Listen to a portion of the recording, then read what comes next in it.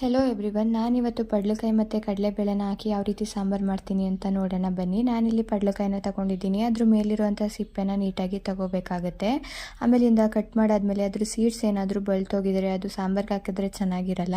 ಅದನ್ನು ಸೈಡ್ಗೆ ಎತ್ತಿಟ್ಕೊಬಿಡೋಣ. ಆಮೇಲೆ ಯಾವ ರೀತಿ ಬೇಕೋ ಆ ರೀತಿ ಕಟ್ ಮಾಡಿಕೊಂಡು ನೀಟಾಗಿ ವಾಶ್ ಮಾಡಿಕೊಂಡು ಒಂದು ಸೈಡಲ್ಲಿ ಎತ್ತಿಟ್ಕೊಂಡು ನಾನು 30 to 45 ಮಿನಿಟ್ಸ್ ಒಂದು ಸ್ವಲ್ಪ ಕಡಲೆಬೇಳೆನ ನೆನೆಸ್ಕೊಂಡಿದ್ದೀನಿ.